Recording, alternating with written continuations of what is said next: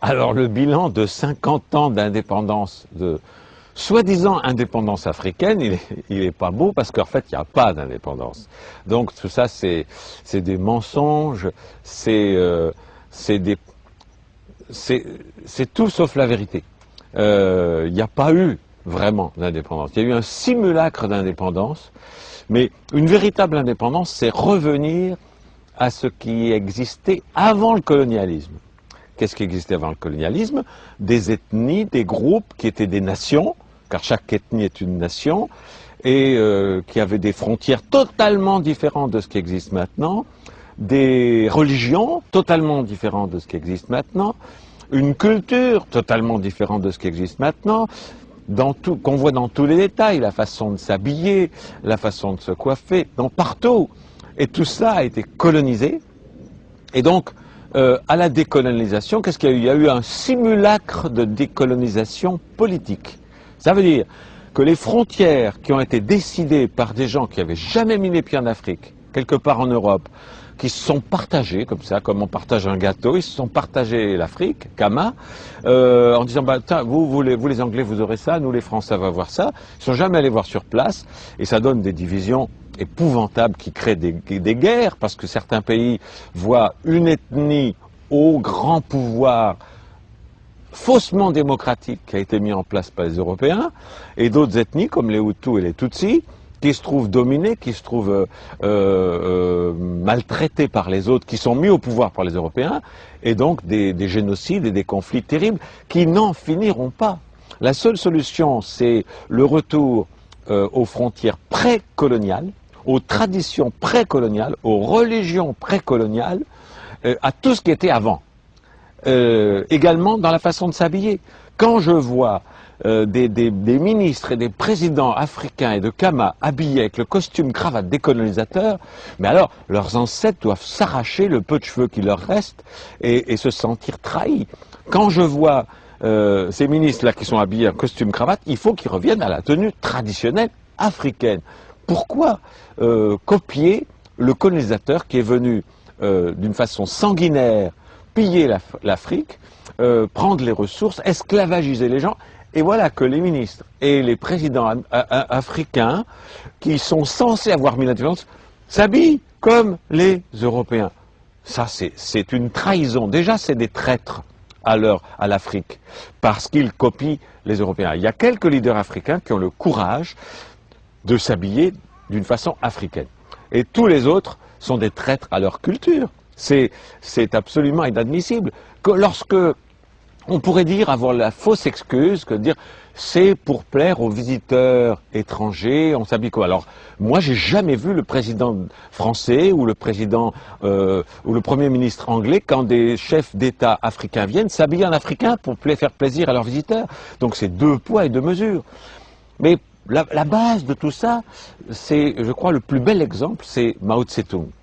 La Chine était également colonisée, comme l'Inde, comme toute la planète colonisée par cette minorité minuscule européenne, qui par la force, par la violence, par le sang, a colonisé toute la planète. Amérique du Nord, Amérique du Sud, Afrique, Inde, Moyen-Orient, tout ça c'était des colonies.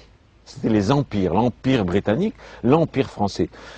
Le seul qui a compris comment se débarrasser de tout ça, avec Gandhi un peu, mais encore mieux Mao Tse-tung, quand il a fait la révolution culturelle, et qui vraiment voulait se débarrasser de tout ce qui avait pu être influence européenne, colonisatrice. Les Japonais ont eu la chance de refuser l'accès de la culture non japonaise. Et c'est pour ça que le Japon, où je suis là, est un pays que j'adore, car eux, ils sont restés à l'abri de tout ce qui était pollution de la colonisation. Donc, la révolution culturelle, si Kama veut devenir indépendant, si l'Afrique veut devenir vraiment indépendante, elle ne l'est toujours pas. Elle n'est toujours pas parce que les ressources sont pillées par les grands conglomérats économiques européens et américains. Elle n'est toujours pas parce que les systèmes politiques qui ont été mis en place au moment de l'indépendance, qu'est-ce qui s'est passé?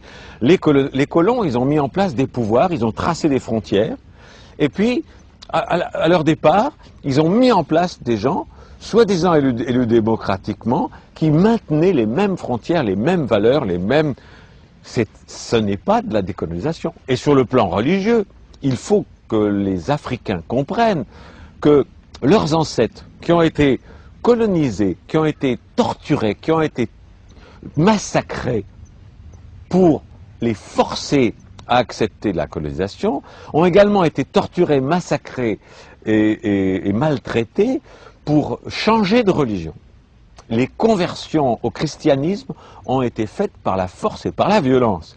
Alors, imaginez, et les ancêtres que vous avez, peuple africain, sont toujours vivants sur la planète des Elohim. Et ils vous regardent, et ils voient leurs descendants, vous, s'habiller comme leurs tortureurs. Ils voient leurs descendants aller dans les églises qui ont été mises en place par leurs tortureurs. Ils sont désespérés. Si vous voulez retrouver la vérité qui est le culte de vos ancêtres, débaptisez-vous, apostasiez de la religion des colonisateurs, jetez les vêtements des colonisateurs, retrouvez les vêtements africains, retrouvez la culture africaine, retrouvez les religions d'avant la colonisation. Alors là, vos ancêtres vont vous regarder en étant fiers et en disant, tiens, finalement, nos descendants sont finalement indépendants. Pour l'instant, vous ne l'êtes pas. C'est des blagues. On vous fait croire à l'indépendance. Il y a un drapeau, il y a des... C'est des pantins, mais qui sont aux ordres des pouvoirs internationaux. Et vous le savez, en prenant un maximum d'argent qu'ils mettent sur des comptes en Suisse. Et en même temps, l'Afrique meurt de faim un peu partout. Un petit exemple. La cathédrale, la basilique de Yamoussoukro, si je me rappelle bien du nom, c'est aberrant. Il y a une Américaine qui vient de lancer une opération, c'est il y a plus de 30 ans, en disant, le Vatican, s'il est tellement concerné par les pauvres et par la faim en Afrique et ailleurs, mais qu'ils vendent le Vatican, et avec cet argent, il peut donner à manger à tout le monde. Parce que la religion chrétienne dont on vous vante les mérites et avec laquelle on vous a colonisé, a toujours dit, la pauvreté c'est beau, n'avoir rien c'est beau. Ok, faites-le vous-même. Que le pape vende tout le Vatican, c'est une ville. Et avec l'argent, il y a de quoi nourrir tous les Africains pendant plus d'un siècle. Non, ils restent dans le luxe, mais dans les églises africaines, on continue de prêcher la pauvreté, l'humilité. Et c'est des blagues, c'est la suite de la colonisation. Alors si la colonisation politique a été faite à 1%, c'est-à-dire vraiment un simulacre, si la colonisation spirituelle, elle n'a jamais été faite. La décolonisation spirituelle n'a jamais été faite. Vous continuez de singer les Européens en vous appuyant comme eux et en reniant vos valeurs et vos traditions. Vous continuez surtout, une décolonisation religieuse s'impose. Apostasiez, débaptisez-vous, envoyez massivement des lettres aux églises en disant je renie le baptême, je retourne à la religion de mes ancêtres pour qu'ils soient fiers de moi. Voilà. Alors la décolonisation de l'Afrique, c'est 50 ans de perdu, mais il n'est pas trop tard pour commencer. Il n'est pas trop tard pour commencer, et les meilleurs alliés, j'ai un projet, moi, je trouve que le projet, il est en train de se mettre en place, des États-Unis d'Afrique, des Royaumes unis d'Afrique, car il faut revenir aux groupes ethniques, aux nations ethniques originelles, qui se fédèrent dans une Europe unis, comme les Européens le font, dans une Europe unie, dans une Afrique unie, un Kama uni, les royaumes unis de Kama. Et tous les pantins mis en place par l'Europe sous forme de grands États avec des présidents et des ministres disparaissent pour laisser place aux royaumes originels avec des rois, avec des ministres qui prenaient soin de leur peuple, de leur groupe ethnique, tous ces gens-là fédérés dans une fédération des États de Kama, avec une monnaie nouvelle, l'afro, on peut l'appeler, ou le camo, une monnaie unique et la suppression de toutes les barrières douanières, qui va aider à la suppression du plus grand cancer de l'Afrique, qui est la corruption. Car tout ce qui est importé, qui traverse des frontières, c'est une génération de corruption dont vous, Africains, vous souffrez tous les jours. En supprimant les frontières, en supprimant les barrières douanières, comme l'a fait l'Europe, il y a la suppression d'une grande partie, d'une majorité de la corruption qui ronge l'Afrique. Donc ça, c'est simple, c'est vite mis en place. Et en plus, l'Afrique n'est pas seule. C'est-à-dire que les populations d'Afrique ont des alliés extraordinaires qui sont en train d'ailleurs de commencer à s'occuper de l'Afrique, mieux que les anciens colons, la Chine par exemple. Or la Chine actuellement, et ça dérange les Américains et les Européens, la Chine est le plus gros investisseur en Afrique. Et c'est fantastique, parce qu'ils savent très bien le problème, parce qu'ils ont été colonisés eux aussi. Donc il faut que les États-Unis et le Royaume-Uni d'Afrique, tous les États africains, coupent leur communication, coupent les investissements, interdisent les investissements européens et demandent aux autres colons de s'associer avec eux. Un genre de fédération planétaire des anciens colonisés. La Chine, l'Afrique, l'Amérique du Sud, avec Chavez qui fait des choses fantastiques au Venezuela, si tous ces pays victimes de l'ancien impérialisme européen s'allient, et les Américains ont très peur de ça, et les Européens ont très peur de ça, le nain européen est balayé. Et c'est ce qu'il faut faire. Le futur de l'Afrique, c'est une alliance non seulement économique, mais également militaire pour se protéger sur tous les plans, pour se protéger des colons qui sont prêts à tout. Qui sont prêts à tout pour revenir. Parce que tant que l'économie fonctionnait à peu près bien, on était à la décolonisation, hein, c'était beau, c'était mode, c'était fashion. Mais maintenant que le crash économique en Europe et en Amérique s'installe, les Européens et les Américains vont de nouveau avoir faim. Ils sont déjà dans la rue. Ils sont déjà homeless un peu partout. Le nombre de chômeurs augmente à une vitesse incroyable. Le système économique mondial est en train de s'effondrer. Donc, dès qu'ils vont avoir faim, qu'est-ce qu'ils vont faire? Leurs intérêts économiques vont reprendre le dessus et ils vont vouloir recoloniser les colonies qu'ils ont perdues dans le sang, dans les invasions et dans des génocides. Donc, et on voit tout cela commencer à prendre forme sous prétexte d'aide au tiers-monde, sous prétexte de pacifier. C'est l'occupation illégale de l'Irak par les États-Unis, parce que leur premier intérêt, c'est de prendre le pétrole. Si demain, il y a une véritable indépendance de l'Arabie Saoudite et des autres pays producteurs de pétrole, et ce que fait Hugo Chavez au Venezuela, qui est en train de vouloir être indépendant, les Américains ont très peur, et les Européens aussi, parce qu'ils perdent le contrôle du pétrole. Donc, il n'y a pas de vraie décolonisation. Et pour se protéger de cela, il faut que l'Afrique, la Chine, l'Inde, Chavez au Venezuela, tout cela s'allie pour créer une banque mondiale des anciens colonisés qui s'entraident, des investissements qui s'entraident, des soutiens, des alliances militaires pour se protéger des anciens colons qui vont avoir très rapidement une seule envie, c'est de revenir par la force. Donc, et tout cela, on le voit déjà. Vous avez en Afrique des militaires, par exemple français, anglais aussi, mais français, qui sont là au titre de la coopération. C'est un très très beau nom, la coopération. Ça veut dire qu'ils sont là, puis alors on donne l'excuse de dire s'il y a une déstabilisation politique, eh bien ces militaires français vont pouvoir protéger les populations françaises qui vivent en Afrique. Un instant là. S'il y a une déstabilisation en Europe, et ça arrive dans certains pays, est-ce qu'il y a des militaires africains pour protéger les Noirs qui y vivent? Non. Alors donc il n'y a pas d'équivalence, il n'y a pas de réciprocité, c'est toujours un paternalisme et un tempérament de conquistador qui est en place pour dire vous êtes indépendant, mais attention, hein, on vous surveille, on vous patronise quand même, on regarde si tout va bien, sinon on va revenir.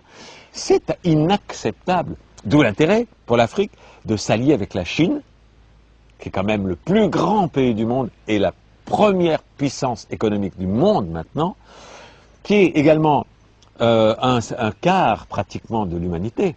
C'est pour ça que les Chinois, là c'est fini maintenant, ils sont en train de devenir la superpuissance mondiale et ils n'auront plus jamais d'invasion. Ils ont les armes nucléaires, c'est pas très bien, il faudrait que tout le monde les enlève, les armes nucléaires.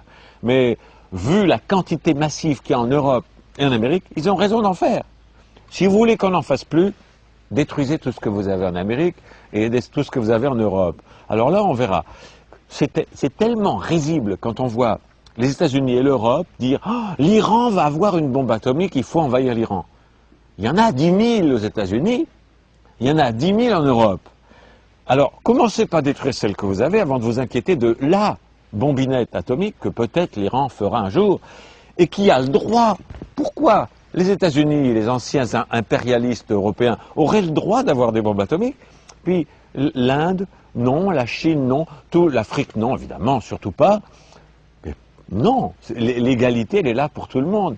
À la Chine et l'Inde, ensemble, c'est bientôt 3 milliards d'êtres humains, c'est-à-dire pratiquement la moitié de l'humanité. Et cette moitié de l'humanité, l'Afrique doit la rejoindre en tant qu'ancienne victime de la colonisation et créer une internationale des anciennes victimes de la colonisation, sans esprit de revanche. Car l'amour et la compassion doivent aussi régner, sans jamais faire subir aux Européens et aux Américains ce qu'ils ont fait subir aux autres, mais en empêchant que ça se reproduise, et en étant traités au moins à égalité. Et il se peut très bien, avec les richesses économiques et intellectuelles que possède le bloc Chine, Inde, Afrique, Amérique du Sud, qui ont toutes les ressources mondiales, qu'un jour l'Europe et les États-Unis soient en situation de tiers-monde. Et il appartiendra aux gens de l'Afrique et aux anciens colonisés d'aider mieux, s'il vous plaît, que ce qui a été fait pour vous, parce que c'était l'aide au développement, c'était plutôt une aide au sous-développement. Il vous appartiendra, à vous, population future de l'Afrique et de Kama, et des États anciennement colonisés, d'aider sincèrement. Actuellement, les Africains font la queue pour émigrer dans les pays riches, en France, etc. Je vous prédis, moi, le prophète Raël, qu'un jour, les Européens feront la queue pour être acceptés comme immigrants en Afrique. J'espère, je compte sur vous pour les traiter mieux qu'ils vous traitent quand vous voulez aller en Europe. La situation est en train de se retourner, vous le voyez déjà apparaître, tout ce que je vous raconte là. Énormément de nouveaux diplômés des universités françaises, au lieu de trouver un travail en France ou aux États-Unis, reviennent au pays, reviennent en Afrique, parce qu'ils y sont mieux traités, parce qu'il n'y a pas de racisme, parce qu'ils vont pouvoir s'y développer d'une façon beaucoup plus forte, en créant des entreprises en Afrique. Et les Chinois ont compris ça, qui commencent à investir massivement en Afrique. C'est extraordinaire, c'est magnifique. Augmenter ses liens avec la Chine, avec l'Inde, avec Chavez au Venezuela, et l'Afrique, très vite, va devenir un pays où les pauvres Européens vont vouloir venir essayer d'avoir du travail. À vous de les accueillir avec amour. Je voudrais ajouter quelque chose, c'est que l'Afrique, Kama, continent colonisé et où beaucoup de journalistes et de médias sont asservis au pouvoir, et donc indirectement asservis aux anciens colonisateurs, les médias ont une importance cruciale, fondamentale, et en particulier les gens de télévision, et je voudrais remercier Alexis pour son courage, car je suis certain qu'il y a beaucoup de pression de la part des ambassades européennes, de la part des pouvoirs religieux, les chrétiens et tout ça, pour qu'on ne transmette pas mon verbe aux populations africaines. Et je tiens à féliciter, à remercier tout particulièrement Alexis pour avoir le courage de transmettre ces propos-là, qui lui, effectivement, peuvent lui attirer bien des désagréments parfois, mais c'est de ça que l'Afrique a besoin. L'Afrique a besoin de centaines d'Alexis qui disent les vraies choses sans avoir peur de déplaire aux anciens colonisateurs et aux marionnettes qu'ils ont mis en place dans les gouvernements démocratiques africains.